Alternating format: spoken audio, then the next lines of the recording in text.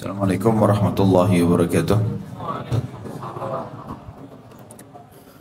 Alhamdulillah, selalu saja kita memuji Sang Pencipta Allah, satu-satunya yang telah menciptakan, memiliki dan menguasai semua yang di langit, semua yang di bumi dan semua yang di kedalaman lautan. Dia maha kuat, maha adil, maha bijaksana, maha hidup dan terus-menerus mengurus makhluknya. Tidak ada sekutu baginya dalam setiap kegiatannya dan dia tidak beranak dan juga tidak diperanakkan. Zat yang penuh dengan kausalitasnya, kemahasempurnaannya, dan dia telah menggantungkan segala kebutuhan kita untuk roda kehidupan di muka bumi ini sebagai makhluk dengan memuji namanya Alhamdulillah. Maka selalulah kita mengucapkan kalimat ini. Selanjutnya kita panjatkan salam hormat kita kepada penutup para nabi dan rasul, Nabi Muhammad sallallahu alaihi wasallam, sebagaimana Allah telah mengucapkan salam hormat kepadanya dan juga sebagai balasan jasa, sebagaimana beliau telah mengorbankan dari masa hidupnya 23 tahun, 13 tahun di fase Mekah, dihina, dicela, dan puncaknya diusir dari kampung halamannya Mekah, dan 10 tahun fase Madinah, penyempurnaan agama yang diturunkan oleh Allah dari langit untuk menyempurnakan semua risalah nabi-nabi yang diutus sebelum beliau dari Adam sampai Isa alaihi wassalatu wassalam, dan disempurnakan oleh Nabi Muhammad alaihi salatu wassalam atau alaihi wassalatu wassalam. Melanjutkan bahasan kita kitab Minhajul Muslim, dan kita akan menutup bab masalah akhlak ini dengan yang tersisa dari akhlak yang buruk. Ada dua yang tersisa, menipu dan riya. Maaf, masih ada tiga ya. Menipu, riya, dan ujub. Ya. Oh, ada lemah. 4. Ya, ada 4 lagi, maaf. 4 sifat buruk yang belum dibahas ya. Kita akan masuk ke salah satu dari 4 sifat yang tersisa ini setelah sebelumnya kita sempat membahas masalah iri dan dengki, yaitu menipu, teman-teman sekalian. Seorang muslim mustahil dalam hidupnya menipu. Hapus di benak kita itu, dan tidak boleh ada di kamus di benak kita menipu orang. Haram dalam Islam. Dosanya sangat besar. Baik itu orang muslim atau orang non muslim. Tidak boleh sama sekali. Namun kalau menipu seorang muslim lebih besar dosanya. Tapi secara umum tidak boleh. Semua larangan yang terarahkan untuk muslim, maka terarahkan juga kepada non muslim. Kita disuruh bakti dengan orang tua kita yang muslim, juga bakti kepada orang tua kita yang non muslim. Kita disuruh silaturahim dengan kerabat kita yang muslim, kita juga disuruh silaturahim dengan kerabat kita yang non muslim. Kita disuruh tidak boleh mengganggu tetangga, mengganggu sesama manusia, mengganggu hewan-hewan. Berlaku ini juga pada muslim atau non muslim. Saya sudah pernah jelaskan teman-teman sekalian, bukan berarti tetangga kita non muslim lalu kita boleh ganggu, sama sekali tidak boleh. Dan kata Nabi alaihi salatu wassalam, man adha dhimmiyan kuntu lahu khasiman yawmal qiyamah. Siapa yang menyakiti dhimmi, orang non muslim yang di bawah naungan perdamaian umat Islam, enggak ada masalah sama umat Islam, dia tidak buat masalah, maka dia akan jadi musuhku pada hari kiamat. Nabi SAW akan jadi musuhnya pada hari kiamat. Jadi kita harus menjadi orang yang paling bermanfaat bagi manusia. Itu perintah dalam agama. Sebagaimana sabda baginda Nabi SAW, khairun nasi anfa'um linnas. Orang muslim yang paling baik adalah orang muslim yang paling bermanfaat bagi orang lainnya. Kalau ada seorang muslim yang melanggar ini, maka dia melanggar secara individu. Dan ada sebagian orang tidak adil dalam masalah ini. Kalau ada seseorang yang melakukan salah, maka dia memukul rata semuanya, termasuk agamanya, termasuk keluarganya, termasuk ya sukunya. Ini semua tidak benar. Tidak mungkin teman-teman kalau ada satu pegawai perusahaan mencuri, lalu perusahaan itu yang kita katakan pencuri semuanya. Seseorang itu yang salah. Seorang ABRI buat salah, maka ABRI itu yang buat salah, individunya, bukan semuanya yang salah, lembaganya. Nggak ada hubungannya sama sekali. Maka setiap kesalahan kita harus bijak melihat siapa yang salah dan dia yang telah melanggar. Bukan kelompoknya, bukan ya misalnya keseluruhan. Kalau kita mau nasihatin sebuah tempat atau lembaga atau kelompok yang memang dasarnya salah, maka kita juga mengatasnamakan umum. Tapi umumnya adalah yang atau khususnya kalau terjadi pada individu kita harus adil mengatakan ini terjadi pada orang tersebut. Misal seorang suami mencuri, istrinya gak ikut mencuri, maka yang salah siapa? Suaminya. Tidak boleh kita katakan ini suami istri pencuri. Gak mungkin, istrinya sudah nasihatin. Begitu pula sebaliknya. Belum tentu juga orang tua pencuri, anaknya mencuri, belum tentu. Mungkin anaknya baik, atau anaknya mencuri, belum tentu orang tuanya jahat. Sebagaimana kita tahu Nabi Nuh alaihissalam, istrinya meninggal dalam keadaan kafir, anaknya meninggal dalam keadaan kafir. Nabi sudah menasihatin, tapi begitulah. Ya. Kembali ke bahasan kita teman-teman sekalian, menipu bisa masuk dalam beberapa contoh supaya benar difahami. Contoh yang pertama adalah menipu dengan memberikan atau dengan nyata-nyata mengucapkan kalimat bukan seperti apa yang telah diucapkan. Itu yang paling nyata. Misalnya, pinjamkan saya utang, saya akan bayar pada tanggal sekian. Padahal dia tahu dirinya, dia tidak akan bayar. Jelas. Ya. Belilah mobil ini atau rumah ini, saya jamin mobil ini nggak pernah tabrakan. Atau mobil ini bagus. Atau lingkungan di sekitar rumah ini aman. Padahal sebenarnya bohong semua. Ini menipu namanya. Ya. Dia menipu. Bedanya tipu sama bohong. Kalau bohong, cuma sekedar perkataan, belum tentu ada bendahnya. Tapi kalau menipu, bohong diikuti dengan benda yang ada. Maka itu namanya menipu. Dia menggabungkan antara dua dosa besar, bohong dan tipunya. Karena kalau orang bohong, misalnya dia mengatakan, saya nggak makan, belum tentu ada makanannya, tapi dia sudah bohong. Tapi kalau menipu, beda, harus ada bendahnya. Maka dia mengatakan misalnya, belilah mobil ini tadi, saya jamin tidak pernah tabrakan, padahal sudah tabrakan. Ya. Maka itu berarti jelas lebih dalam dan lebih besar dosanya. Ini contoh menipu yang pertama. Contoh menipu yang lain, kata para ulama, adalah dengan menggunakan bahasa isyarat tubuh. Bahasa isyarat tubuh. Misal menipu dengan pandangan mata. Menipu dengan pandangan mata. Misal dia sedang melihat atau memata-matai seseorang, tapi dia berusaha untuk melihat ke dinding atau ke tempat yang lain. Dia menipu. Masuk dalam kategori menipu ini. Makanya Allah menyebutkan itu khianat. Dalam Al-Quran Allah berfirman, A'udzubillahi minasyaitonirrajim, Ya'lamu kha'inatal a'yuni wa ma tukhfis sudur. Allah tahu apa yang dikhianati oleh mata. Dia lihat ke sana padahal tujuannya ke sana. Dan apa yang disembunyikan oleh hati. Gak ada semua bagi seorang muslim itu. Memberikan isyarat, gitu kan? Menipu.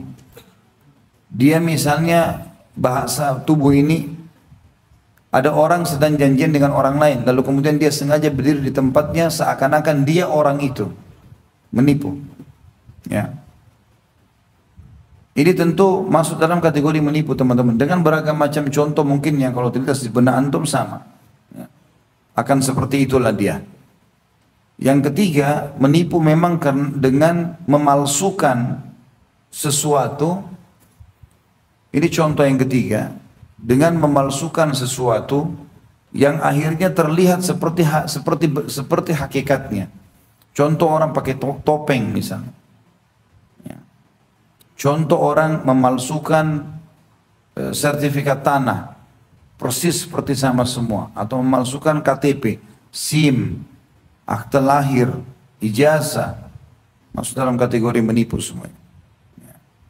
Jadi ini termasuk teman-teman sekalian hal-hal yang tidak dibolehkan ya, dalam Islam. Ini tentu contoh-contohnya supaya mudah difahami.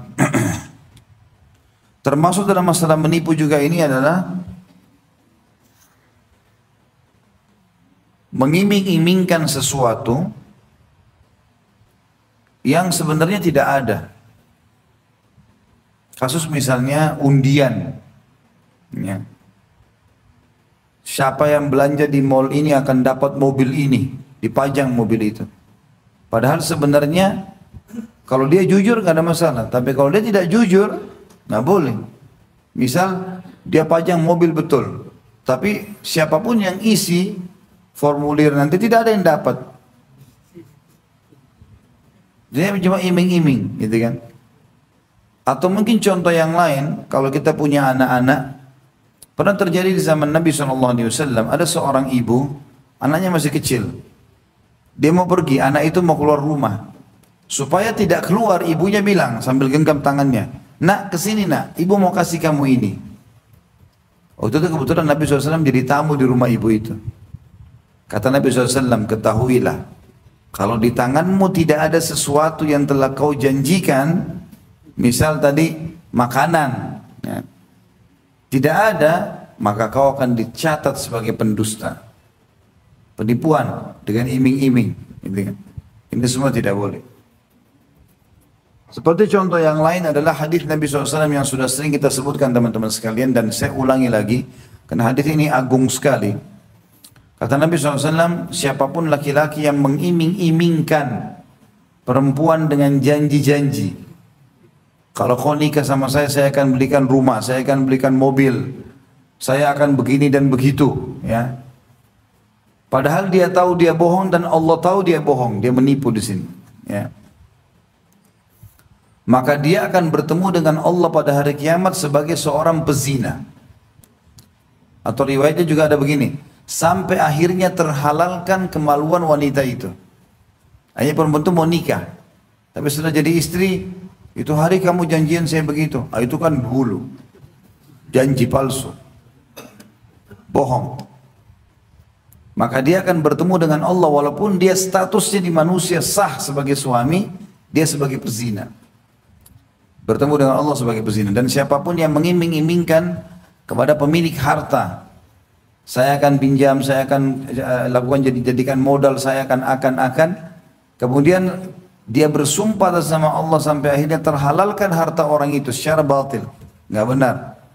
Maka dia tahu dia bohong dan Allah tahu dia bohong, maka dia akan bertemu dengan Allah dalam kondisi sebagai seorang pencuri. Jadi ini memang masuk dalam kategori tadi, mengiming-imingkan itu. Sedikit saya tambahkan teman-teman sekalian, baik Ustaz, kalau seandainya saya masuk ke supermarket, saya masuk ke mall, memang kebetulan saya belanja ada kebutuhan di sana, kemudian ada undian. Kalau belanja dapat mobil, dapat motor, dapat apa, terus saya ikut formulirnya, lalu saya isi, bolehkah dalam Islam? Jawabannya boleh, tapi dengan syarat. Memang tujuan antum belanja, bukan itu tujuannya. Kebetulan memang kita punya hajat belanja di sana, kemudian kita ikut formulir sebagai biaya promosinya mereka, nggak ada masalah. Tapi kalau kita belanja sampai hanya numpuk barang, hanya kena kejar target, itu tuh judi, nggak boleh. Jadi haram. Jadi belanja situ aja, itu kan dijanjikan mobil. Karena judi itu kan mengundi nasib, bisa dapat bisa enggak. Jadi dia bisa jadi halal di satu sisi kalau kita kebetulan memang punya hajat, kita beli sembako misalnya kebutuhan kita segala macam. Kebetulan di supermarket itu ada promosi. Kalau belanja sekian dapat ini, atau isi formulir ini kemungkinan diundi akan dapat ini, itu tidak ada masalah. Karena memang kebetulan artinya ada nggak ada kita tetap belanja. Tapi kalau kita secara khusus datang belanja di situ hanya karena kejar target sehingga kalau nggak dapat kecewa, maka ini judi. Hukumnya judi, ya. Saya akan bacakan. Kata Syekh Abu Bakar rahimahullah, seorang muslim senantiasa tunduk kepada Allah dengan tulus, berbuat baik kepada setiap orang Islam dan hidup di atas kebaikan. Artinya tidak ada di kamus dia keburukan.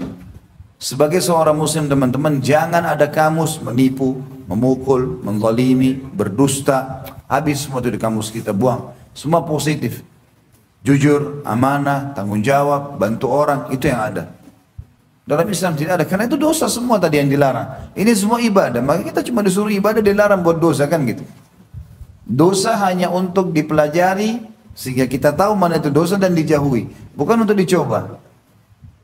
Ibadah untuk diketahui dan dipraktikin. Kalau dosa tidak. Diketahui untuk dijauhi. Jadi tidak usah coba. Saya mau coba dulu jadi pembohong bagaimana? Enggak perlu. Saya mau coba dulu khamr tuh rasanya bagaimana? Enggak usah coba. Coba susu, madu yang halal. Jelas-jelas enak. Cukup tahu khamr haram. Oh babi, saya mau coba rasa dagingnya. Enggak perlu. Makan sapi, makan ayam, makan yang halal. Bukan untuk dicoba. Ya. Maka ia tidak boleh menipu seorang pun, kata beliau. Melanggar janji maupun mengkhianati. Karena menipu, berkhianat, melanggar janji adalah sifat tercela dan keji bagi seseorang. Sedangkan kekejian bukanlah akhlak seorang muslim. Bukan pula menjadi sifatnya di dalam kondisi apapun. Karena kesucian jiwanya yang dihasilkan dari iman dan amal saleh sangat bertentangan dengan akhlak tercela itu yang betul-betul jahat dan tidak ada kebaikannya. Sedangkan seorang muslim senantiasa dekat dengan kebaikan dan jauh dari keburukan. Dan sunnatullah, sudah sistem yang Allah ciptakan sebagai pencipta dan ini turun-temurun. Ya, bagi orang-orang beriman dari zaman nabi-nabi dulu, semua kebaikan diperintahkan dan dijanjikan balasan yang baik, dan semua dosa dilarang dan diancam. Dan semua sudah tahu dosa. Orang umumnya subhanallah secara fitrah sebenarnya orang bisa tahu itu dosa. Kayak berbohong, mukul orang, zalim, apalah, jahat semua orang tua. Orang walaupun tidak belajar agama tahu kalau itu salah. Dan Islam agama datang memberikan itu, menegaskan kalau itu tidak boleh dan diberikan ancaman-ancaman. Semua perbuatan baik, senyum dengan orang, ramah, dermawan, jenguk orang sakit, apalah bakti sama orang tua. Orang semua fitrahnya tahu. Secara alami dia tahu ini baik. Dan Islam datang menegaskan kalau itu kebaikan dan ada pahalanya. Seperti itulah. Dan sekali lagi teman-teman perlu digarisbawahi, kalau ada seorang muslim yang berbuat kesalahan, seorang Nasrani berbuat kesalahan, seorang Yahudi berbuat kesalahan, maka kita nilai individu itu. Jangan nilai semuanya. Ya. Karena belum tentu semua orang buruk. Dan saya sudah pernah bilang, kalau kita mau fair dan adil, kita akan menilai perbuatan yang sedang salah. Dan kita benci perbuatan yang salah itu, bukan fisiknya. Kalau masih ingat pernah saya kasih contoh ya, belajar untuk itu teman-teman. Kalau kita makan jeruk, kita temukan jeruk itu asam, dan kita benci jeruknya, kita tidak akan makan jeruk sampai mati. Karena kita sedang membenci fisiknya. Padahal sebenarnya yang masalah asamnya, sifatnya. Nah seperti itu. Kalau ada orang kasar, suka berbohong segala macam, sifatnya itu yang kita benci. Karena kalau dia sudah taubat, dia tinggalkan, selesai. Nggak ada hubungannya sama fisik. Fisik ini kayak cuma baju saja atau kendaraan saja. Yang salah yang menyetirnya, yang membawa mobil itu misalnya atau kendaraan itu. Nah, kita harus tahu teman-teman sekalian. Ini selalu saya luruskan tentang berhubungan dengan masalah pelanggaran-pelanggaran kayak yang dilakukan oleh ISIS, merusak nama Islam sana sini, tidak membawa citra Islam itu. Karena kaum muslimin tidak ada yang menyetujui itu. Gak pernah Islam disuruh dalam Islam bunuh-bunuh orang. Dari mana dalilnya? Mana bukti? Kalau ada jihad, iya, jihad itu perang suci. Semua agama punya perang suci. Kalau kita lagi diserang, masa kita diam? Kan nggak mungkin. Kan itu. Ada suci membela. Tapi kalau tidak ada masalah, untuk apa buat masalah? Islam tidak pernah menyuruh kita untuk buat masalah. Semua subhanallah orang Islam yang memiliki negara, kemudian orang non-muslim di bawah naungannya pasti tidak dizalimi. Termasuk Indonesia sendiri, kita, negara kita. Kita mayoritas orang Islam tapi tidak pernah zalimi orang non-muslim. Boleh berusaha, boleh jadi warga negara, boleh. Jadi yang dilakukan oleh ISIS itu lain, itu perbuatan dia individu. Mereka tidak ada hubungannya sama Islam sama sekali. Nggak boleh dibawa-bawa gitu ya. Nggak boleh dipukul rata karena memang agama kita tidak suruh itu. Dan para ulama di Timur Tengah sudah banyak yang menghardik mereka dan menyalahkan perilaku-perilaku mereka. Nggak boleh dicontohin. Bunuh orang sembarangan, dari mana bunuh orang sembarangan? Sedangkan dalam jihad yang benar saja, kalau musuh sudah menyerang nggak boleh dibunuh. Nggak boleh. Kata Nabi SAW, jangan bunuh orang tua, jangan bunuh perempuan, jangan bunuh anak-anak, jangan bunuh orang menyerah, jangan bunuh hewan-hewan, jangan rusak fasilitas umum. Nggak boleh. Kalau kalian membunuh, bunuhlah dengan cara yang baik. Tertusuk pun musuhnya selesai, nggak ada mutilasi, nggak ada pembakaran, nggak ada semuanya. ISIS melanggar semua itu. Ya. Dia membakar orang, dia segala macam. Mana boleh nih. haram dalam Islam. Semoga Allah kasih hidayah ya. Sekali lagi kita sedang membenci atau membahas masalah perilaku-perilaku, bukan individunya. Kalau individunya sudah tobat, gak ada urusannya sama sekali. Dan begitu memang Islam mengajarkan kepada kita. Jadi perilaku. Makanya para sahabat ridwanullahi alaihim yang tadinya benci Islam, Amr bin As, Khalid bin Walid, Umar bin Khattab, ini dulunya benci Islam, perangi Islam loh ini. Khalid bin Walid itu masuk Islam setelah Umrah Qadha, sebelum bebasan kota Mekah, gitu kan? Tapi Nabi SAW terima karena sudah selesai, dia tinggalkan karakter kekufurannya, ya, maka selesai urusan. Dikatakan akhlak menipu yang tercela ini banyak bentuknya seperti kami uraikan berikut ini, kata Syekh Abu Bakar rahimahullah. Yang pertama, menghiasi perbuatan yang buruk, jahat atau rusak agar saudaranya terjerumus ke dalam kerusakan itu. Ya. Dia berusaha mengemas perbuatan supaya saudaranya tertipu sama manusia, sama muslim.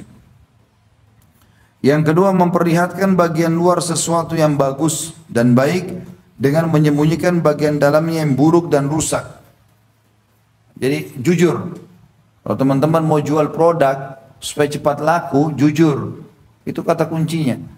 Kata Nabi SAW, kalau dua orang transaksi, yang menjual dan yang membeli, dua-duanya jujur, maka Allah berkahi transaksi mereka. Kalau dua-duanya bohong atau salah satunya bohong, maka Allah angkat berkah transaksi mereka. Makna Allah angkat berkahnya, kata para ulama, tidak jadi transaksi. Antum punya mobil, sudah tabrakan 5 kali misalnya. Sudah dipoles, masuk ke bengkel, bagus. Kemudian ada orang tanya mau beli, ini pernah tabrakan enggak? Oh enggak pernah. Bohong, 5 kali. Tidak bakal jadi dibeli mobilnya, percaya. Cuma diambil nomor telepon, orang itu pergi. Kalau yang pernah alami itu merahasiai. Karena antum bohong. Coba jujur, ini sudah pernah tabrakan. Dan saya sudah masukkan di bengkel, periksa di sini. Ya, di bagian depan, dicek sama dia. Kalau jujur Allah akan berkahi, jadi transaksi. Karena bagi dia sekarang, yang penting sekarang kan. Bukan yang lalu-lalu gitu. Seperti itulah. Ini juga terjadi teman-teman, pernah di zaman Nabi SAW ada seorang sahabat jual gandum ditaruh gundukan seperti gunung dari depan tokonya. Jadi orang dari luar lihat. Kayak biasa kalau kita jual beras, jual apa ya. Dari luar itu kelihatan tumpukannya bagus sekali. Gitu. Gandum warnanya kuning, bagus gitu ya. Maka Nabi SAW masuk ke tokonya, di bagian dalam tempat dia sendokin orang untuk dimasukin ke wadah, kalau kita sekarang kresek atau ada. Itu ternyata beda kualitas dengan yang dia pajang di depan. Nabi SAW lihat warnanya beda, lebih pucat. Kalau yang di depan kuningnya bagus, ini sudah mulai keputih-putihan. Kemudian waktu Nabi SAW masukkan tangan ternyata basah lagi. Jadi kalau ditimbang nanti kurang. Timbangannya karena ada airnya, dibasahin. Kata Nabi SAW, man ghasyana falaysa minna. Siapa yang menipu kami bukan dari golongan kami. Kalau kamu mengaku muslim jangan menipu. Selesai. Yang menipu bukan dari golongan kami. Yang ketiga, menampakkan apa yang menyelisihi maksud hatinya. Merahasiakannya untuk menipu, memperdaya dan mengelabui orang lain. Seperti kasus tadi hadis yang sudah saya sebutkan. Masalah orang mengiming-imingkan dengan bohong kepada seorang yang akan menikah dengan dia. Ya. Terjadi juga pada perempuan itu ya. Kalau perempuan mengatakan kalau kau nikahi saya akan pakai jilbab, saya akan sholat. Tapi ternyata bohong semua. Setelah nikah nggak mau lagi melakukan itu. Yang keempat, sengaja merusak harta orang lain atau istrinya, anaknya, pembantunya, kawannya dengan memfitnah atau mengadu domba. Jadi nggak boleh dalam Islam kalau ada saudara kita muslim atau manusia secara umum, Allah berikan dia kelebihan. Misal kita berkunjung ke rumah kerabat kita, Allah karunia dia pembantu yang masya Allah rajin sekali. Kita lihat gesit, rumahnya bersih, sedikit saja majikannya bicara apa dia langsung penuhi. Nggak boleh teman-teman kita lihat pas teman kita atau kerabat kita masuk kamar langsung ke dapur, kamu dikasih gaji berapa? Ya. 2 juta, saya kasih 2,5 juta, berhenti ya. Haram, dah. Sama ini umum kalau antum masuk ke perusahaan, masuk ke mana, masuk ke toko, masuk ke supermarket, masuk ke restoran, masuk ke mana. Lihat ada pegawai bagus berprestasi didekatin, gaji berapa? keluar aja kerja sama saya. Ini masuk dalam kategori menipu. Dan pasti pegawai itu kalau pindah akan menipu antum. Al jaza min jinsil amal. Walaupun dia jujur di tempat kerja awalnya, dia bisa menipu antum di sana. Allah akan datangkan itu. Balasan akan datang sesuai dengan kadar perbuatan seseorang. Hari ini kita menipu, besok kita ditipu. Hari ini kita bohong, besok kita dibohongi. Ya. Hari ini kita jujur, kita besok dijujuri. Hari ini kita jenguk orang sakit, kita besok kalau sakit dijenguk. Hari ini kita takziah, besok kita kalau meninggal juga takziah rumahnya dan seterusnya. Kebaikan-kebaikan, keburukan-keburukan. Tidak bisa luput dari situ. Yang kelima, berjanji menjaga seseorang atau harta atau rahasia namun mengkhianatinya. Ya. Sampai dalam pepatah bahasa Arab dikatakan, kalau kau titip kata-kata kepada manusia, maka pastikan kalau kau titip emas pada manusia, pastikan emas itu tidak akan bertambah bahkan berkurang. Tapi kalau engkau titipkan kata-kata pada manusia, pastikan dia akan bertambah. Kalau emas, tak mungkin dia mau tambahkan kan. Kalau kurang mungkin dia bisa ngambil. Dengan alasan apalah inilah itulah segala macam, dicuri, susut. Kalau makanan yang mengandung air dan segala macam alasan. Ya. Jadi ini masuk dalam kategori menipunya, mengkhianati. Sedangkan seorang muslim, kata beliau, dalam menjauhi akhlak itu atau menipu, melanggar janji maupun khianat adalah demi mentaati Allah dan Rasulnya sallallahu alaihi wasallam. Allah subhanahu wa ta'ala berfirman dalam ayat Al-Quran surah Al-Ahzab ayat 58. A'udzu billahi minasyaitonir rajim, walladzina yu'dhuna al-mu'minina wal mu'minati bighairi maktasabu faqad ihtamalu buhtanan wa itsman mubina. Dan orang-orang yang menyakiti orang-orang mukmin dan mukminah tanpa kesalahan yang mereka perbuat, maka sungguhnya mereka telah memikul kebohongan dan dosa yang nyata. Yang mana di sini memikul kebohongan artinya hukuman kebohongan akan menjadi hukuman yang berat bagi dia. Surah Al-Fatihah ayat 10 dalil selanjutnya adalah bunyinya, a'udzubillahi minasyaitonirrajim, faman nakatha fa innama yankuthu ala nafsi. Al-ayah. Dan barang siapa yang melanggar janjinya, niscaya akibat melanggar janji itu akan menimpa dirinya sendiri. Kata ulama tafsir, dia hari ini ingkar janji, besok juga janjinya diingkari. Fahami itu teman-teman. Kama tadinu tudan, kata Nabi SAW. Dan bagaimana kau berperilaku, kau akan dibalas perilaku yang sama. Jadi nggak bisa luput dari situ. Ya. Kemudian dalam surah Fatir ayat 43 juga Allah berfirman, a'udzubillahi minasyaitonirrajim, wala yahiqul makru sayyi'u illa bi ahli. Al-ayah. Rencana yang jahat tidak akan menimpa selain orang yang merencanakannya sendiri. Kalau merencanakan kejahatan, tidak ada kejahatan di muka bumi yang tidak terbongkar. Mengkhayal itu kalau dia bilang dia berhasil buat kejahatan lalu tidak terbongkar. Allah SWT punya cara membongkarnya, menghukumnya. Tanpa dia sadari. Mungkin dia sendiri yang ungkapkan, dia cerita sama teman dekatnya, mungkin satu waktu, berapa tahun kemudian baru ketahuan. Yang jelas akan ketahuan.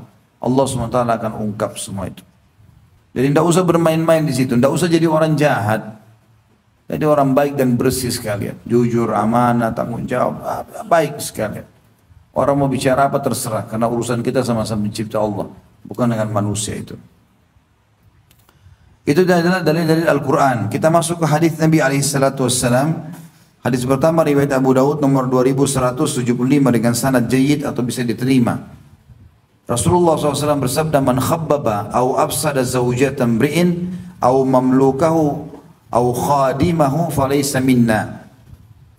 Barang siapa yang merusak istri orang lain atau budaknya, maksudnya atau pembantunya bisa masuk di sini, maka ia bukan termasuk golongan kami. Perempuan kalau sudah status istri orang lain haram. Tidak ada lagi selesai urusannya. Tidak ngomong WA, nggak apa, nggak selesai. Yang boleh hanya yang tidak ada suaminya. Itu pun dengan cara syar'i. Lamar nikah, habis itu baru pacaran. Tidak ada pacaran sebelum nikah. Haram dalam Islam. Tidak boleh sama sekali, tidak boleh sentuh. Kata Nabi SAW, la yut'ananna ahadukum bimikhyatin min hadid khairul lahu min an tamassul raidun bratun la tahillullah. Seseorang di antara kalian ditusuk dengan besi yang tajam lebih ringan baginya dibandingkan dia menyentuh tangan wanita yang tidak halal bagi dia. Menyentuh nggak boleh, melihat nggak boleh, apa-apa nggak boleh. Semua kata-kata yang untuk istri atau suami ini, cinta, rindu, kangen, apalah semua ini hanya untuk pasangan halal. Habisin di situ. Yang lain tidak boleh. Apalagi perempuan, ya. Karena tidak ada poliandri. Kalau laki-laki masih ada poligami. Kalau perempuan tidak ada poliandri, suami cuma satu. Jadi kalau sudah status istri orang lain jangan diganggu. Selesai. Ada orang punya penyakit jiwa yang suka ganggu istrinya orang. Entah kenapa itu. Syaitan goda. Semoga Allah jagalah. Yang jelas juga tidak boleh merusak hubungan dengan budaknya. Jadi tidak boleh. Makanya ibu-ibu juga hati-hati ya. Tidak boleh curhat sama laki-laki ini. Kecuali suaminya. Ya. Suami mungkin, tapi kalau curhat sama temannya suami, curhat sama laki-laki asing, dan syaitan bisa goda dia.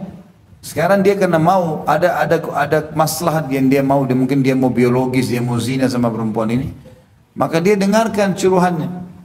Mungkin kalau sama suaminya nggak ada waktu dengarin, karena setiap datang ceramah atau dia bukan ceramah, dia cerewet, ya, 2 jam.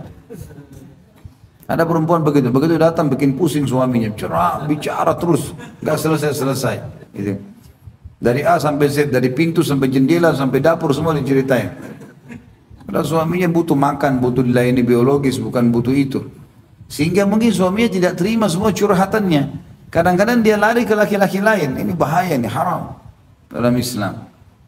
Terus kemudian laki-laki yang hidung belang ini kemudian mengatakan, oh iya nggak apa-apa, musuhnya suamimu harus begini. Dia pikir dia diperhatikan. Padahal kalau nikah sama laki-laki itu belum tentu. Dan kalau dia betul-betul cerai sama suaminya, sementara suaminya baik, dan dia pergi sama laki-laki itu, pasti akan rusak rumah tangganya. Bohong kalau enggak. Sunnatullah, nggak bisa. Perbuatan baik nggak bisa dicampur baur dengan perbuatan buruk. Memulai pernikahan dengan dosa pasti ribut terus rumah tangganya itu. Kalau teman-teman yang suka ribut suami istri, muhasabah. Dulu sebelum nikah sudah pernah zina enggak? Buat masalah enggak dulu? Buat dosa enggak sama Allah? Itu masalah penyebab utamanya itu. Terus saja diuji sama Allah sampai dosanya bersih. Jadi ribut terus rumah tangganya.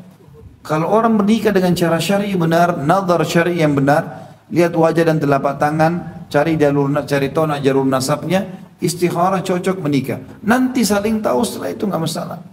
Gitu kan? Maka pasti insya Allah tidak ada ribut ini. Hal yang positif, itu sudah jelas. Jadi nggak boleh rusak hubungan istri orang lain. Tentu ini maksud juga dalam masalah suami orang lain ya. Walaupun pintu poligami terbuka tapi dengan cara yang syar'i yang benar. Tidak boleh merusak pembantu. Di sini juga masuk di dalamnya semua yang dimaksud dengan mamluka au khadimahu. Ini bisa masuk dalamnya semua orang yang punya kaitan akad kerja. Maksud dalamnya pegawai. Jadi nggak boleh kita sengaja merusak dia supaya dia keluar dari perusahaannya. Maka ia bukan golongan kami, ini ancaman yang sangat berat. Artinya bisa keluar dari Islam. Hadis selanjutnya. Hadis ini diriwayatkan Imam Bukhari nomor 34 dan Imam Muslim nomor 58. Rasulullah SAW bersabda, arba'un man kunna fihi kana munafikan khalisa. وَمَنْ كَانَ فِي خَصْلَةٌ مِّنْهُنَّ كَانَ فِي خَصْلَةٍ مِّنَ النِّفَاقِ حَتَّى يَدَعَهَا إِذَا اؤْتُمِنَ خَانَ وَإِذَا حَدَّثَ كَذَبَ وَإِذَا عَاهَدَ غَدَرَ وَإِذَا خَاصَمَ فَجَرَ. 4 sifat yang jika ada pada diri seseorang maka ia menjadi seorang munafik yang tulen atau sejati. Sedang yang memiliki salah satunya terus dia jadikan rutinitas sebagai sifatnya, maka ia akan menyandang salah satu sifat munafik sampai ia meninggalkannya. Yang pertama, jika dipercaya dia berkhianat. Semua amanah, baik kata-kata atau materi, dijaga. Jangan temannya bilang misalnya, akhi saya mau cerita, ukti saya mau cerita, jangan cerita orang lain ya.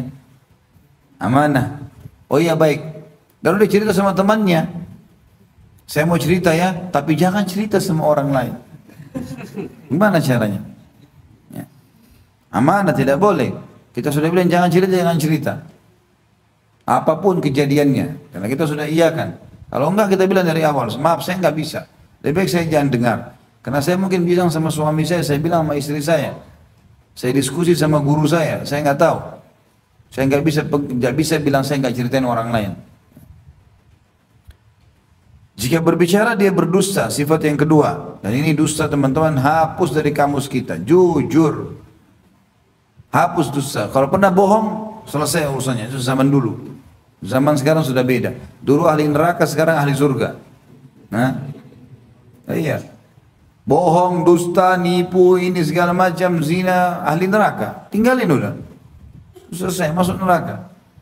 Dan subhanallah tidak ada orang yang buat dosa begini kecuali Allah berikan akibat-akibat perbuatannya supaya dia berhenti. Dan sekarang kalau jujur, amanah, segala macam, nikah, bukan zina, maka dia akan masuk ke surga. Jadilah ahli surga. Jadi ahli surga. Yang ketiga, jika berjanji dia mengingkari. Ini sifat orang munafik. Kalau sudah janji selalu diikutkan dengan insya Allah, dan kalau tidak bisa sampaikan maaf. Kalau tidak jadi sifat munafik. Dan yang keempat, jika memusuhi seseorang dia berbuat fajir. Dan makna fajir teman-teman sekalian, dia curang. Kalau makna lain juga dia kalau bertengkar dia curang. Dia mendatangkan data-data palsu, saksi palsu dan seterusnya. Rasulullah SAW pernah melewati ongkokan makanan di dalam karung besar. Beliau memasukkan tangan ke dalamnya, kemudian jari-jari beliau menyentuh benda basah. Beliau pun sallallahu alaihi wasallam bertanya, "Ma hadha ya sahibut ta'am?" Qala asabathu as-sama'u aw al-matar. Ya Rasulullah. Qala afala ja'altahu fawqa at-ta'ami kay yarahu an-nas. Man ghasyana falaysa minni. Man ghasya falaysa minni. Apa ini hai penjual makanan? Kenapa makananmu ada bagian atas kering, bagian bawah basah? Kalau orang beli satu karung gimana?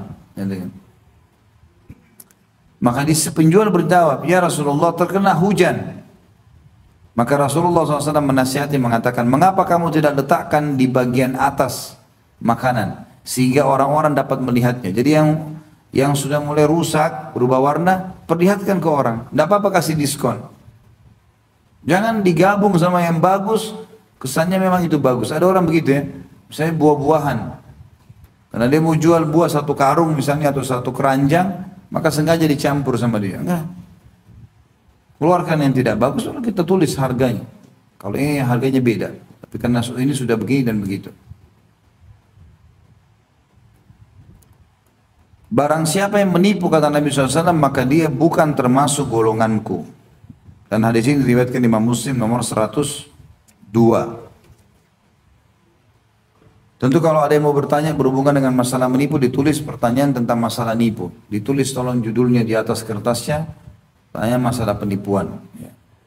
Kita masuk yang selanjutnya, akhlak yang tercela. Yang kedua dari 4 yang tersisa ini adalah riya.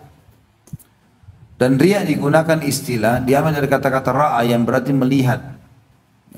Kalau riya berarti perbuatan yang sengaja diperlihatkan dengan niat bukan karena Allah Subhanahu wa taala.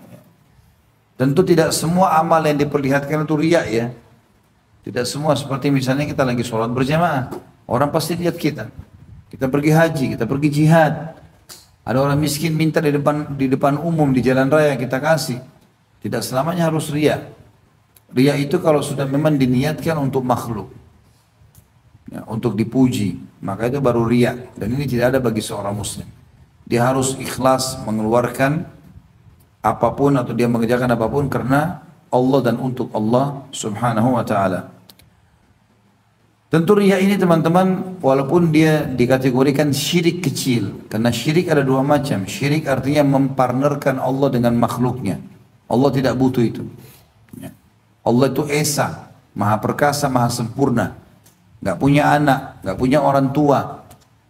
Dia tidak membutuhkan pada siapapun. Dia berkuasa. Qul huwallahu ahad. Katakan Allah itu esa, Allahus samad. Allah itu samad, yang segala sesuatu bergantung padanya. Lam yalid wa lam yulad, tidak beranak dan tidak diperanakkan. Tidak ada orang tuanya. Karena kalau ada orang tuanya, Allah siapa ini? Siapa awalnya siapa? Dan tidak ada keturunannya. Karena kalau keturunan siapa keturunannya Allah sekarang? Allah pangkas, lam yalid wa lam yulad wa lam yakul lahu kufuwan ahad. Dan dia tidak butuh dengan siapapun. Kuasa Allah SWT itulah hak kausalitasnya pencipta. Maka teman-teman sekalian, kalau ada orang beribadah untuk Allah, murnikan untuk Allah. Jangan libatkan makhluk. Untuk apa antum sholat kalau hanya untuk pujian orang? Rugi, terbuang waktu, terbuang energi. Belum lagi itu dosa besar. Dan riya masuk dalam syirik kecil. Syirik tadi syirik besar, kufur. Syirik kecil, dosa besar, yaitu riya. Memperindah ibadah ya, untuk makhluk. Kata beliau, seorang muslim tidak akan berbuat riya. Karena riya adalah kemunafikan dan kesyirikan. Sedang seorang muslim adalah orang yang beriman, lagi bertauhid, mengisahkan Allah. Dengan imannya dan tauhidnya dia menentang akhlak riya dan kemunafikan. Maka seorang muslim tidak akan pernah menjadi seorang munafik dan tidak akan pernah menjadi seorang pamer atau riya. Cukuplah seorang muslim di dalam membenci akhlak tercela ini dan menjauhinya dengan mengetahui bahwa sungguhnya Allah dan Rasulnya membenci dan mengancam perbuatan riya. Allah mengancam orang-orang yang pamer dengan siksaan, ya, yang sengaja pamer-pamer ibadahnya, memperindah untuk makhluk. Allah SWT berfirman dalam surah Al-Ma'un ayat 4 dan ayat 6. Jadi salah satu ciri riya begini, sebelum saya baca surah Al-Ma'un ini, salah satu ciri riya adalah orang suka menceritakan ibadahnya atau amalnya tanpa ditanya. Tidak ada pertanyaan. Kamu puasa nggak? Kamu puasa? Saya puasa. Kamu sholat di mana tadi? Saya sholat di masjid. Nggak ada yang nanya. Nggak ada juga yang butuh pertanyaannya dia. Itu ciri riya. Tapi kalau kita menjawab pertanyaan orang bukan ciri riya. Misal kita lagi ke masjid ditanya, Pak mau kemana? Masa kita diam? Enggak, kalau saya nyaut nanti riya nih. Enggak. Harus nyaut. Saya mau ke masjid Pak. Enggak usah diikuti dengan riya. Kontrol itu bisa ditepis kok. Walaupun terlintas jangan diiyakan. Selama kita tidak iyakan tidak terjerumus dalam dosa riya. Kan gitu. Apa saja. Jadi kalau kita dijawab pertanyaan orang bukan riya ini. Belajar di mana? Oh saya belajar di Madinah. Masa riya? Enggak. Orang belajar memang ditanya. Ya, kalau orang tidak ditanya kemudian dia sendiri yang menyebarkan itu baru ciri riya. Allah mengatakan dalam surah Al-Ma'un ayat 4 sampai ayat 6 tentang masalah orang riya, ya. Dalam salat maksudnya memperindah salatnya untuk makhluk. A'udzubillahi minasyaitonir rajim. Fawailun lil musallin alladzina hum an salatihim sahun alladzina hum yura'un. Al-ayat. Maksudnya maaf sampai sini. Yura'un sampai selesai ayat ini. Maka kecelakaan besar bagi orang-orang yang sholat, yaitu orang-orang yang lalai dari sholatnya. Kata sebagian ulama tafsir yang dimaksud dengan lalai dari sholatnya adalah sengaja tinggalkan sholat tanpa udzur syar'i atau sengaja menunda sholat sehingga keluar dari waktu yang tidak diwajibkan tanpa udzur. Dan orang-orang yang berbuat riya. Teman-teman sekalian, orang-orang yang suka riya ini penyakit jiwa ini nggak boleh. Ya. Dan kalau ada orang yang mau riya, maka saran saya nggak usah repot-repot ibadah. Tunggu saja orang itu datang baru ibadah depannya. Seperti misalnya gini, ada orang sholat malam nih, dari jam 2, dari jam 3, Masya Allah sholat. Begitu selesai subuh pergi kantor cerita sama teman-temannya. Tadi malam oh, saya tersentuh, menangis waktu sujud, ingat neraka. Nggak ada yang tanya. Kalaupun seperti ini ditanya sama teman, tadi malam tahajud gak? Coba alihkan pembicaraan dulu. Kalaupun ya alhamdulillah Allah mudahin dan saya bangun sholat. Sudah selesai. Kalau orang terlalu detail bertanya berapa rakaat, jam berapa kamu bangun, maaf itu tidak usah ditanya sampai ke sana. Seperti itu saja ya. Dia juga sampai sana. Jadi orang harus hati-hati nih. Ya. Kemudian dalam sabda Nabi SAW, Allah berfirman, hadis Qudsi, riwayat Imam Muslim nomor 2985, Man amila amalan asyraka fihi ghairi, fahuwa lahu kulluhu wa ana minhu bari'un wa ana agnal agniyai anisyirk. Barang siapa yang mengerjakan suatu amalan yang mana dia menyekutukan aku di dalam amalan itu dengan selainku, maka semua amal itu adalah untuk sekutunya dan aku berlepas diri darinya. Aku adalah zat yang maha kaya, tidak butuh dengan persekutuan. Allah tidak butuh dengan semua itu. Allah tidak butuh dengan semua itu.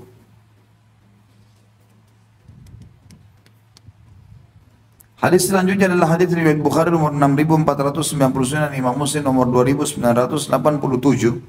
Rasulullah SAW bersabda, "Man ra'a Allahu bih, wa man samma'a samma Allahu bih."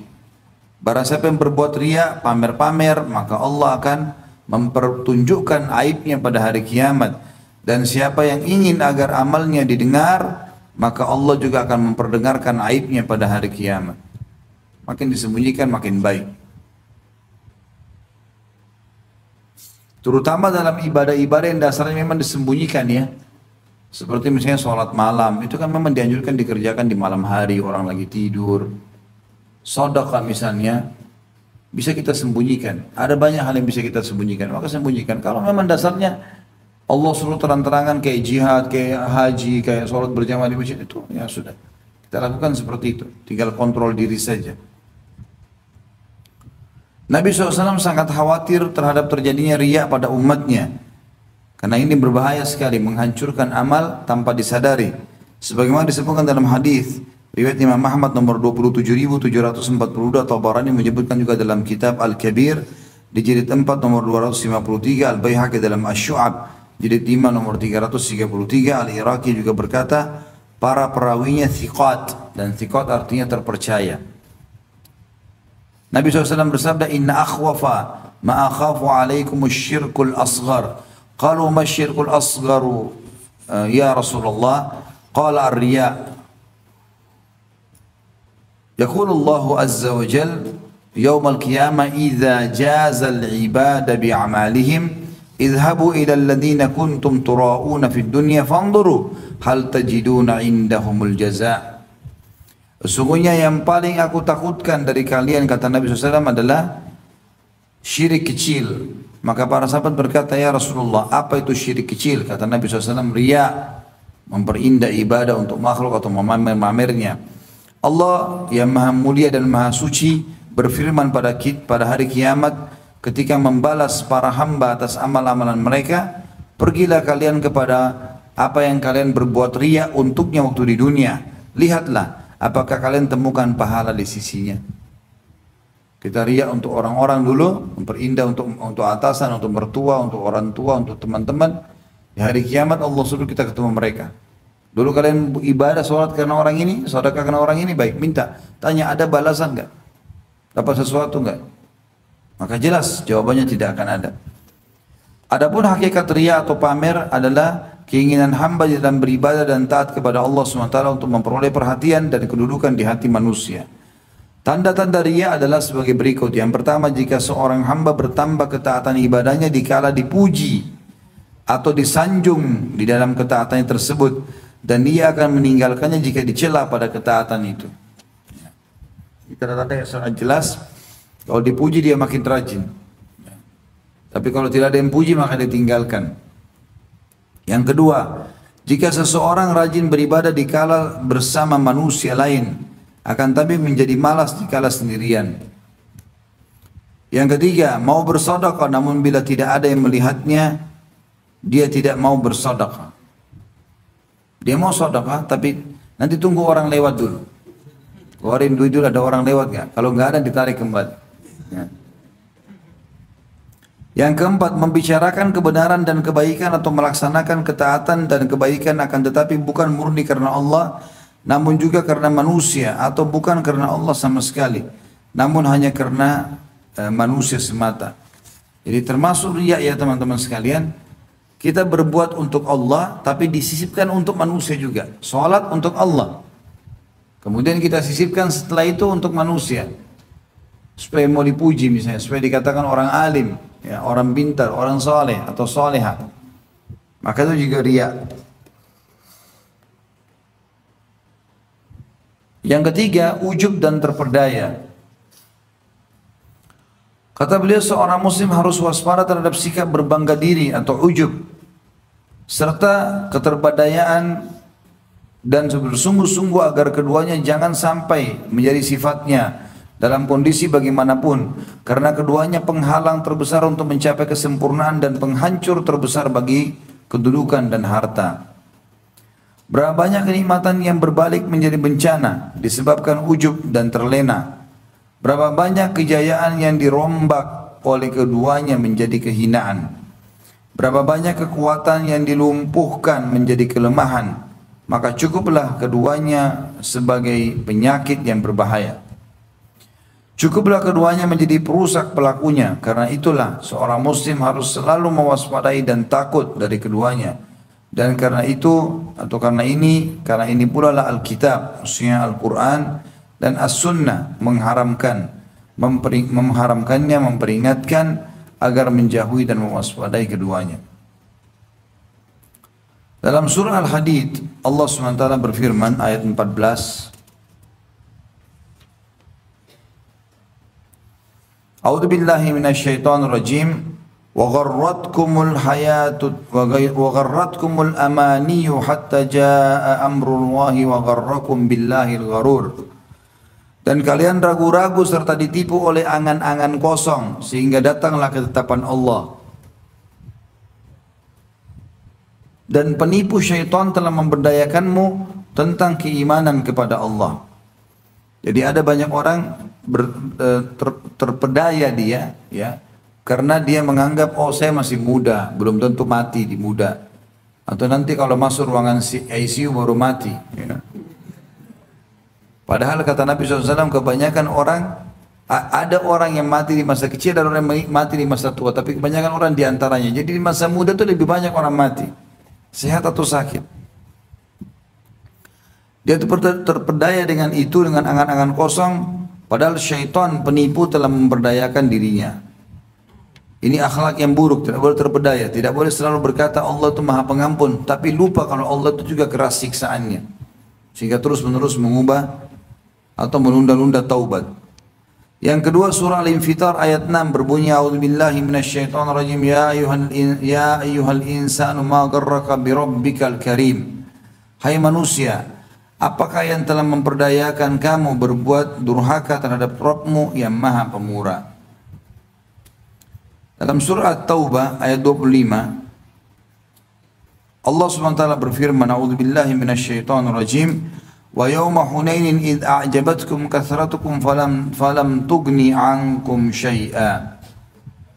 Ingatlah pada perang Hunain, yaitu ketika kamu menjadi congkak karena banyaknya jumlahmu, maka jumlah yang banyak itu tidak memberi manfaat kepadamu sedikit pun.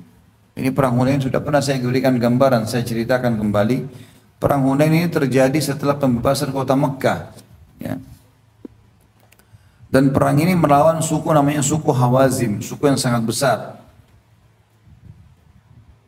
Waktu itu, karena Nabi SAW sudah berhasil melakukan Mekkah, jumlah pasukan muslimin dari luar Mekkah waktu itu yang datang dengan Nabi SAW dari Madinah menyerang Mekkah 10.000 orang.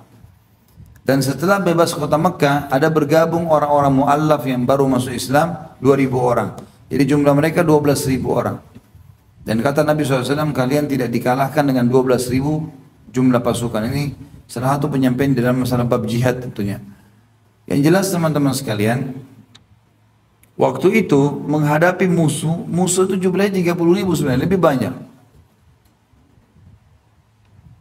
Hanya saja para sahabat berkata satu sama yang lain, kalau kita tidak akan pernah kalah dengan jumlah ini. Jadi seperti ada kesombongan, menganggap remeh musuh, terpedaya dengan itu. Maksudnya kita kalau Allah berikan kelebihan teman-teman, Allah berikan mobil, Allah berikan harta, Allah berikan apa saja, alhamdulillah. Makin dipuji orang, makin merendah. Ya Allah, mudah-mudahan hamba bisa tidak terpedaya dengan ini, ya. Hamba bisa tetap jalankan amanahmu, abad bisa jaga dan seterusnya. Tidak boleh kita terpedaya. Maka pada saat itu teman-teman sekalian, Allah SWT membuat pasukan pertama muslimin dikenal dengan pasukan Khalid bin Walid, pasukan Bani Sulaim, 1000 orang turun ke lembah Hunain. Hunain ini sebuah lembah antara Mekah sama Taif, lembah yang sangat terjal. Dari gunung turun itu terjal, maka turun 1000 orang. Rupanya musuh sudah menunggu di bawah. Saking terjalnya, maka pasukan yang di atas tidak bisa lihat di bawah ada musuh atau tidak.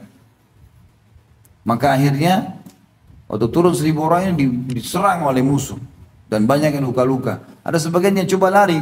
Waktu sebagian ini yang mau coba lari mau naik ke atas, yang dari atas sudah terlanjur turun. Jadi mereka saling tabrakan. Sehingga kocar-kacirlah jumlah pasukan muslimin sampai tidak tertinggal di kancah peperangan kecuali cuma Nabi SAW dengan 100 orang. Dan dengan 100 orang ini ternyata Nabi berhasil mengalahkan 30.000 di perang Hunain. Tapi dengan kecongkakan tidak bisa. Makanya Umar bin Khattab radhiyallahu anhu, teman-teman sekalian, ini merupakan akhlak yang mulia. Dalam peperangan ini memerangi musuh pun, kata Umar, hati-hati. Sesungguhnya senjata dan jumlah pasukan musuh lebih besar dari kalian. Senjata kalian lebih sederhana, jumlah kalian lebih sedikit. Sudah sunnatullah, selalu jihad begitu. Gitu kan? Dan ketahuilah Allah memenangkan kalian atas mereka karena justru ketaatan kalian pada Allah dan maksiat mereka dengan kekafiran kepada Allah. Kalau kalian juga bermaksiat kepada Allah, maka tentu secara jumlah, secara senjata kalian kalah. Maka Allah akan buat musuh kalian mengalahkan kalian. Ini cerita Hunain, perang Hunain. Itu ada panjang lebar, teman-teman bisa ikuti di YouTube. Saya jelaskan tentang kisah peperangan Hunain. Tapi saksi bahasan kita terpedaya di sini, lalu berbangga-bangga. Tidak boleh sama sekali. Bersyukur, alhamdulillah. Hadis Nabi SAW riwayat Imam Tabarani dalam kitab Al-Awsat di jilid 5 nomor 328. Nabi SAW bersabda, "Thalathun muhlikat, syuhun muta' wa hawan muttaba' wa ijabul mar'i binafsih." Ada 3 perkara yang pasti menghancurkan seseorang. Kalau kita punya sifat ini, naudzubillah, seseorang punya ini, maka dia bisa hancur dalam hidupnya. Yang pertama, kikir yang diperturutkan. Mau kaya, royal. Teorinya begitu. Bantu, kasih, keluarkan. Dan jangan perhitungan di jalan Allah. Yang kedua, hawa nafsu yang selalu diikuti, tapi hawa nafsu yang haram ya. Karena hawa nafsu tidak semuanya haram. Hawa nafsu bisa pada yang halal, seperti kita mau makan makanan halal karena kita lapar, kita mau menggauli istri atau bergaul dengan suami pada saat memang sudah sah statusnya. Itu hawa nafsu juga.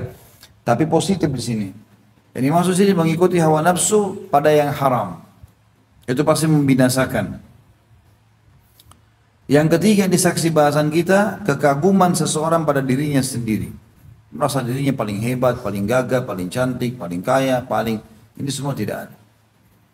Usahakan teman-teman kalau bisa bahasa aku pada yang dinisbatkan pada benda hilangkan. Seperti misalnya mobilku,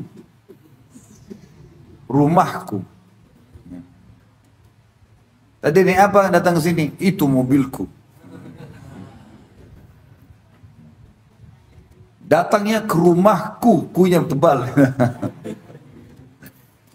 Ini bahaya, ini bisa membuka pintu kesombongan. Kapan bisa datang ke rumah? Kunya hilangkan saja ini. Aku sama saya ini bahaya.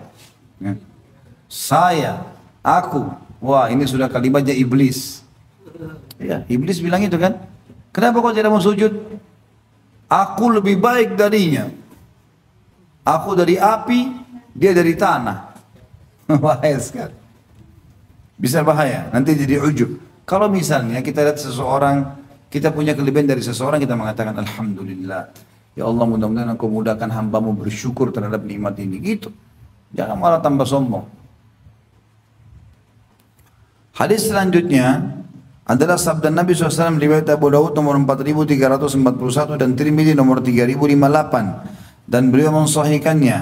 Rasulullah SAW bersabda, "Idza ra'aita syuhan muta'a wa hawan muttaba'an wa ijaba kulli dhi ra'in bi ra'yihi fa'alayka bi nafsik." Apabila kamu sudah melihat kefakiran mulai ditaatin, semua orang mulai pelit. perhitungan kalau di jalan Allah, hawa nafsu selalu diikuti pada yang haram, dan kebanggaan setiap orang terhadap pendapatnya, maka jagalah dirimu. Hindari semua itu. Ada subhanallah cirinya orang begini teman-teman, kalau kita lagi duduk sama dia, apa saja yang sedang dibicarakan selalu dia mendominasi. Pernah temuin tidak orang begitu? Kita lagi duduk, kita bicara masalah bisnis, dia juga dominasi.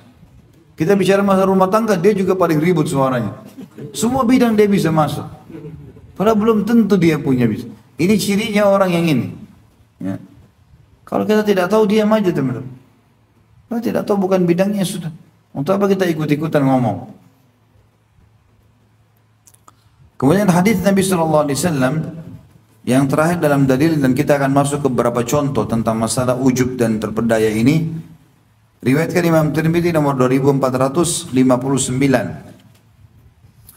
Kata Nabi SAW, Al-kayyisu man dana nafsahu wa amil lima ba'dal maut, wal ahmaku man atba'a nafsahu hawaha wa tamanna 'ala Allahil amani.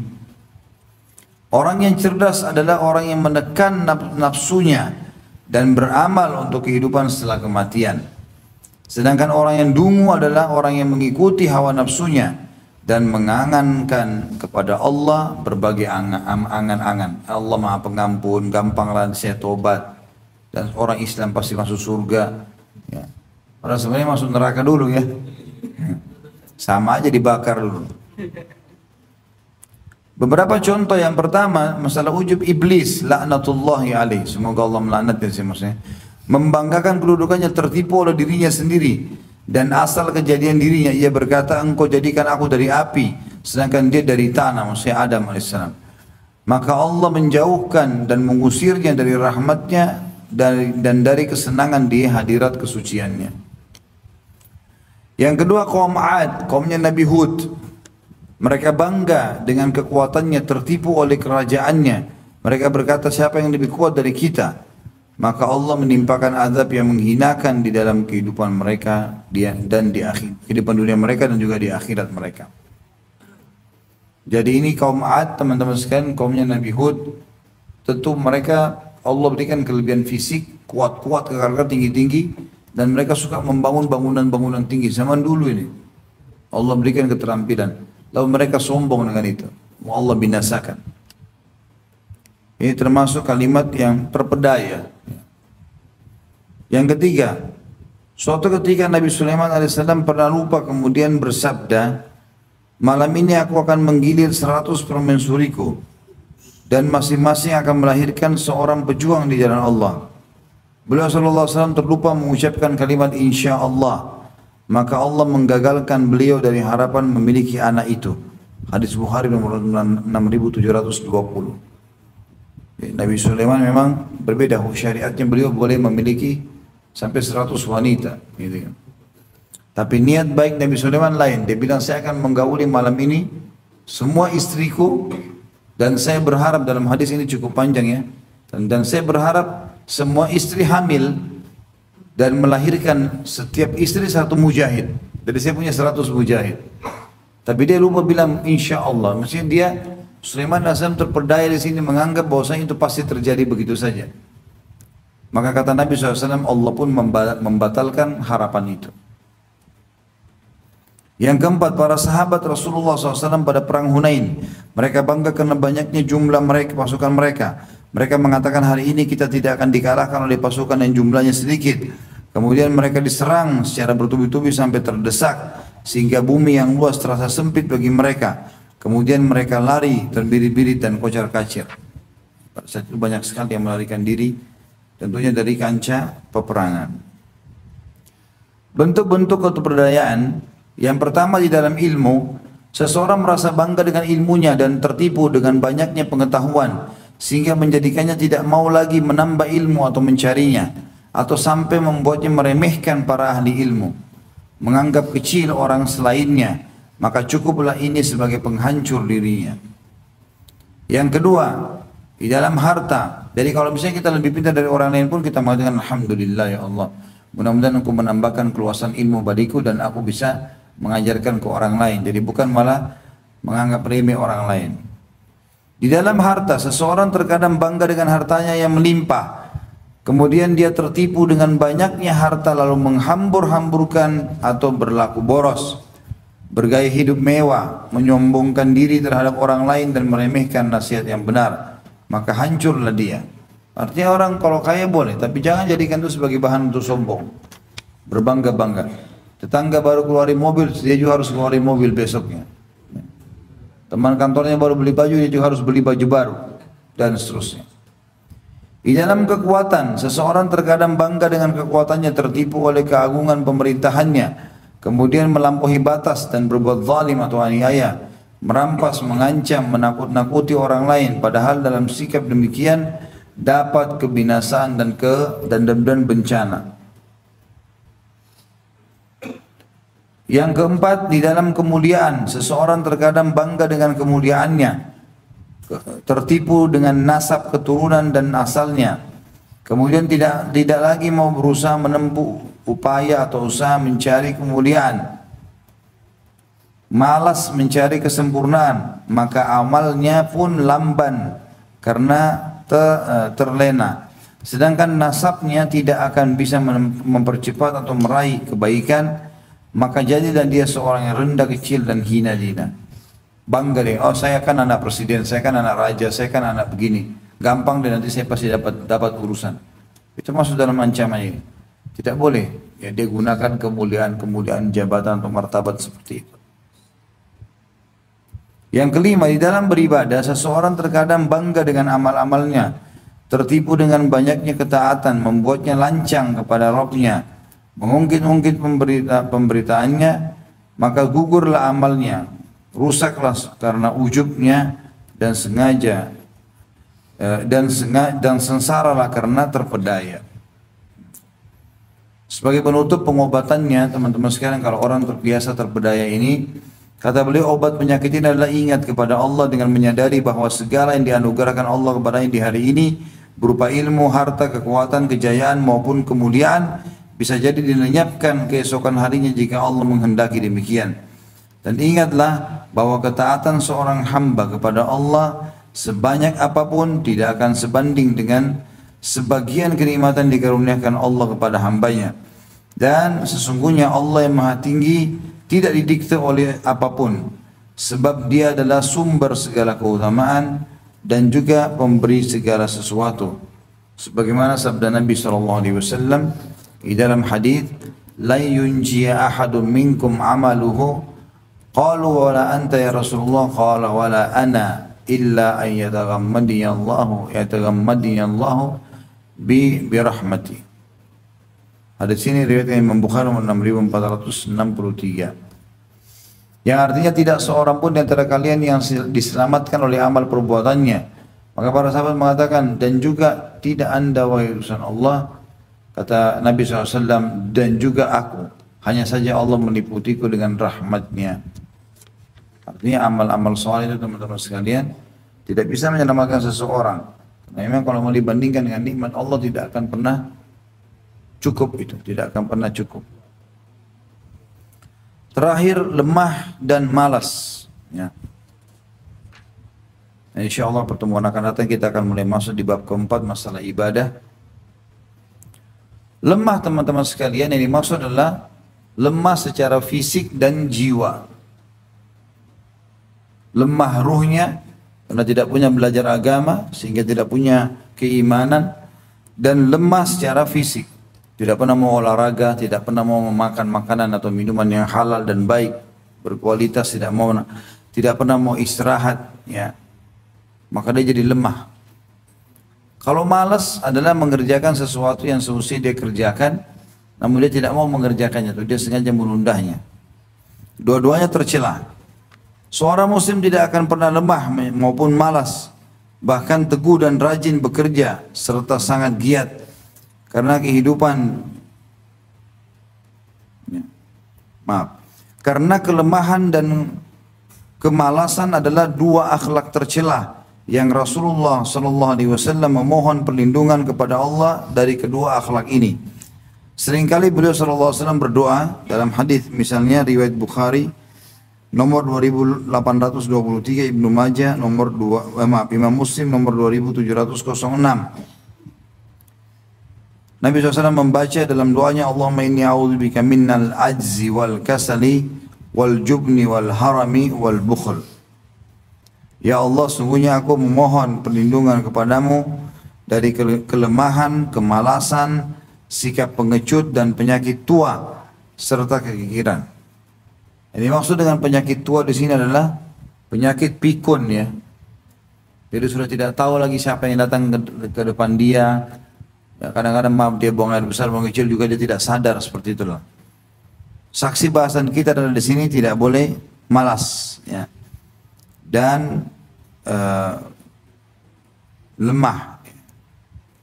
Juga sabda Nabi SAW agar berwasiat agar beramal dengan giat, menyuruh kita, memotivasi kita untuk bekerja dengan baik. Hadis riwayat Imam Muslim nomor 2664. Ihris ala ma yanfa'uka wasta'in billahi wa la ta'jaz wa idza asabaka syai'un fala taqul law anni fa'altu kadza lakana kadza walakin qul qaddarallahu ma syaa fa'al fa inna law taftahu amalu syaitan. Bekerja giatlah pada apa yang telah atau apa yang bermanfaat bagi kalian dan mohonlah perlindungan kepada Allah. Bekerja giatlah pada apa yang bermanfaat bagimu dan memohonlah pertolongan kepada Allah, janganlah melemah. Bila sesuatu menimpahmu maka jangan kamu katakan, andaikan saya berbuat begini, niscaya akan seperti ini. Akan tapi katakanlah Allah telah menentukan apa yang dia kehendaki, maka dia laksanakan. Sebab kata andaikan akan membuka pintu syaitan. Ya. Ini jelas-jelas motivasi untuk menjaga apa yang baik buat kita. Tidak boleh bermalas-malasan, tidak boleh bergantung kepada orang. Kalau kita ingin sesuatu teman-teman, berikan itu sesuai dengan, berikan jasa. Misal, kita mau dapat uang, kita bekerja, berikan jasa. Jangan merengek meminta, karena mengemis ini membuka pintu kemiskinan. Kata Nabi SAW, tidak ada yang membuka pintu kemuliaan, tidak mau minta, kecuali dia berikan jasanya, kemudian dia bekerja. Ya, dia boleh dapat hasil. Kecuali Allah bukakan pintu kekayaan dan tidak ada orang yang meminta membuka pintu kemiskinan, mengemis. Tidak ada orang yang membuka pintu mengemis kecuali Allah bukakan pintu kemiskinan.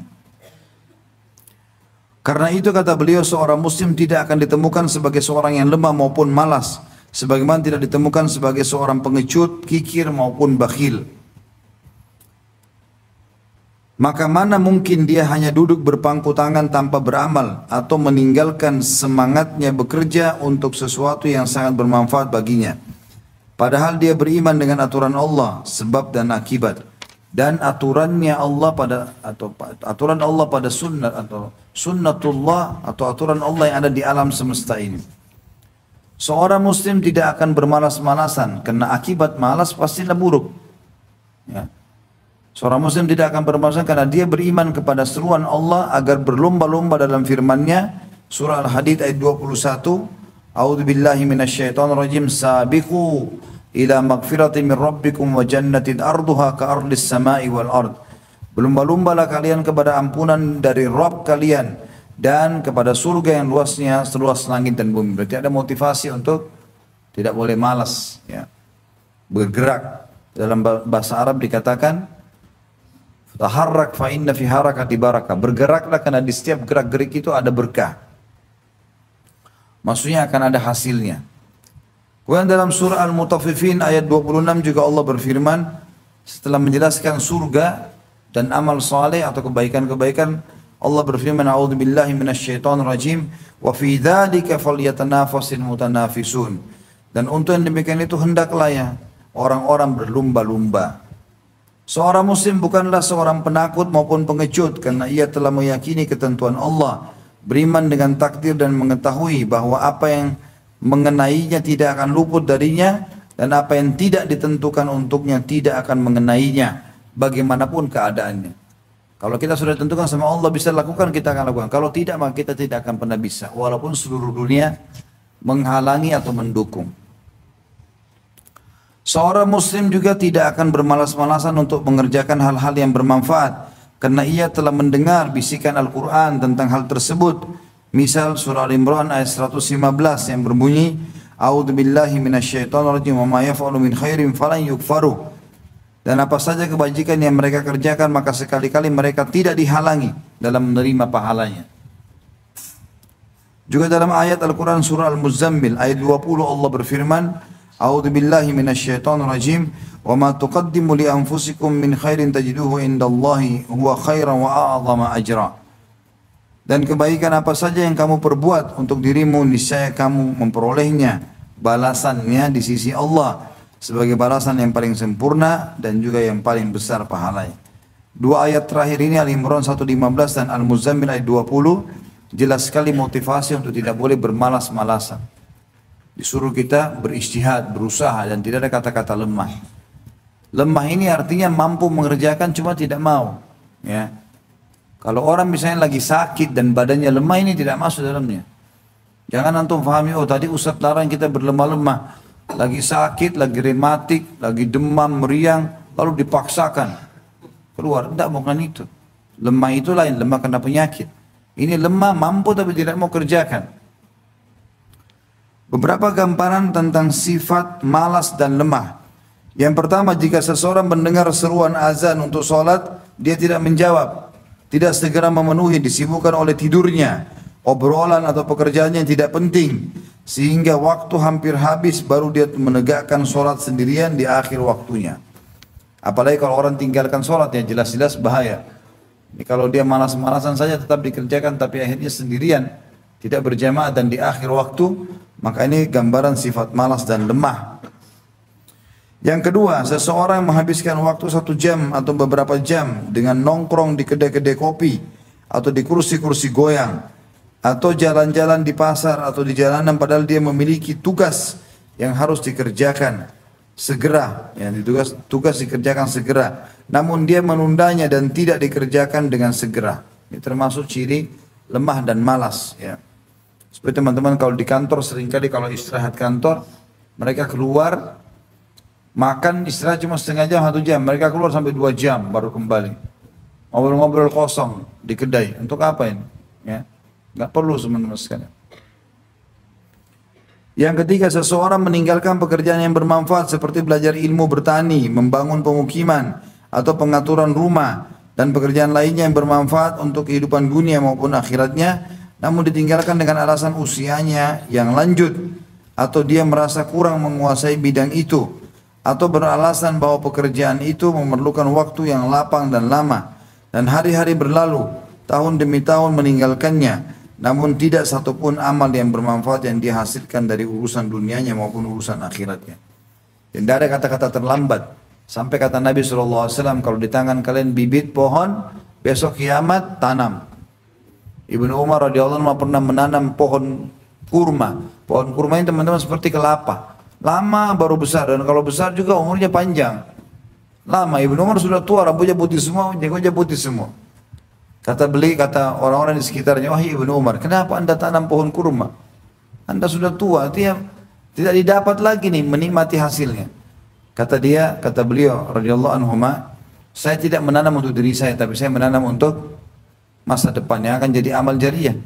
Jadi kan, kata Nabi SAW, tidak ada seseorang yang menanam pohon, kemudian ada jin, manusia, hewan-hewan yang bernaung di bawahnya atau mengambil sesuatu dari pohon itu, daunnya atau buahnya, kecuali akan jadi pahala buat dia. Dan tidak ada kata-kata terlambat, tidak ada putus asa. Jangan karena sudah tua lalu kemudian dia mengatakan saya sudah tidak bisa.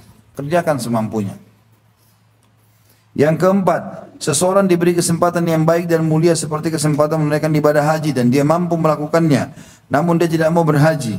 Atau di saat ada orang yang tertimpa kesulitan dan dia mampu menolongnya namun dia tidak mau menolong. Atau seperti orang yang mendapat kesempatan memasuki bulan Ramadan namun dia tidak menggunakannya malam-malamnya dengan qiyamul lail sebaik-baiknya. Atau masih disertai kedua orang tua yang sudah lemah dan amat tua, atau salah satunya sedangkan dia mampu untuk berbakti, berbuat baik dan merawat sebaik-baiknya, namun dia tidak berbuat baik maupun berbakti sebaik-baiknya karena lemah atau malas, atau karena kikir dan bakhil, atau durhaka. Wa na'udzubillah, kata beliau. Jadi semoga kita dilindungi oleh Allah dari itu. Kita memohon perlindungan kepada Allah dari perbuatan demikian. Yang terakhir, yang kelima adalah seseorang mendiami rumah yang kumuh dan hina.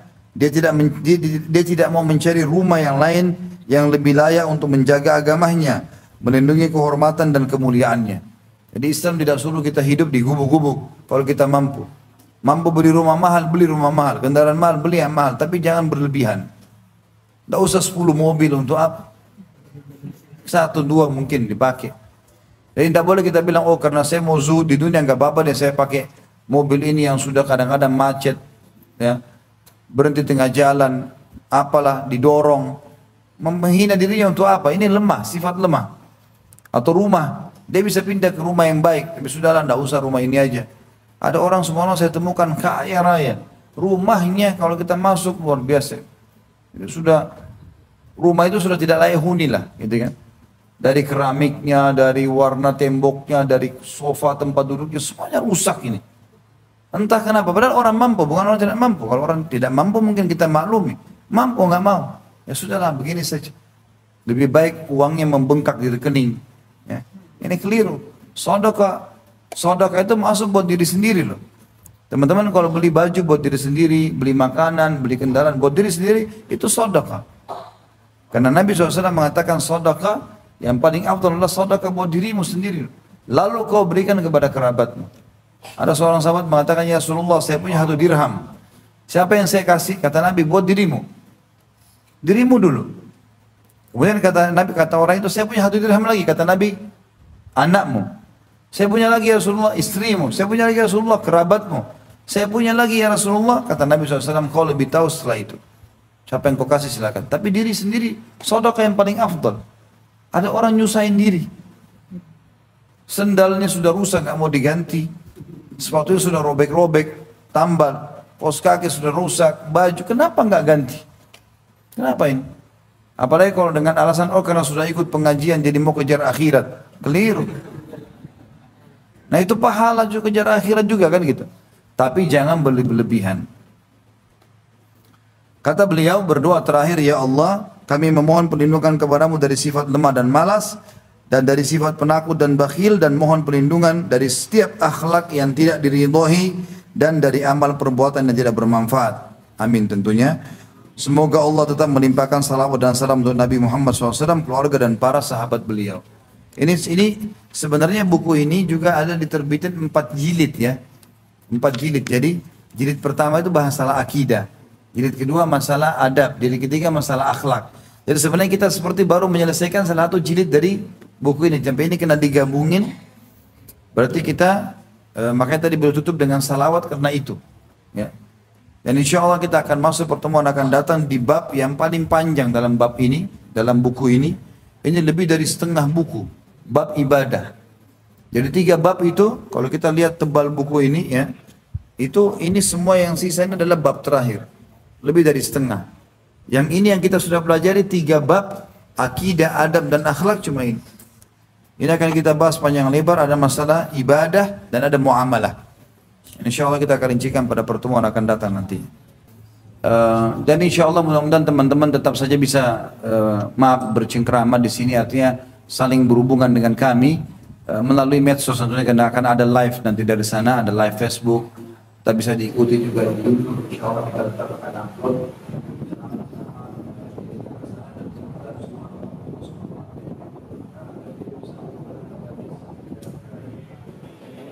Saja semoga kita pas ini bermanfaat untuk kita semua dan dijadikan sebagai tambahan amal kita pada hari kiamat, dan semoga semua dosa yang kita kerjakan dimaafkan oleh Allah, dan juga semua utang di Indonesia yang dibayar oleh Allah SWT dengan caranya, dan juga seluruh rezeki negara ini diluaskan oleh Allah SWT dan diberikan pemimpin yang muslim yang adil kembali kepada Al-Quran dan Sunnah. Dan semua yang sedang menjabat jadi pemimpin, semua dari jajaran presiden sampai ke bawah, sampai ke RT pun, itu semuanya diberikan takwaan kepada Allah SWT dan juga dipandu untuk menerapkan syariatnya, serta juga dimudahkan menjalankan amanah sehingga mereka lepas dari tanggung jawab pada hari kiamat. Dan semoga saudara kita di Palestina, di Syria, di Yaman, di Irak, di Myanmar, di Aqsa, di manapun mereka berada dan tertindas, semoga Allah ikhlaskan niat mereka, terima para syuhada mereka, muliakan Islam di tangan mereka dan tangan kita semua, dan semoga Allah partisipasikan kita bersama mereka di pahala, baik dengan doa, dengan harta, juga dengan jiwa kita. Dan semoga Allah dengan kemahamurahannya menyatukan kita semua di surga firdausnya tanpa hisab, sebagaimana satukan di majelis ilmu yang mulia ini. Kalau benar dari Allah, kalau salah dari saya mohon dimaafkan. Subhanakallahumma bihamdika, asyhadu an la ilaha illa anta astaghfiruka wa atubu ilaik. Wassalamualaikum warahmatullahi wabarakatuh.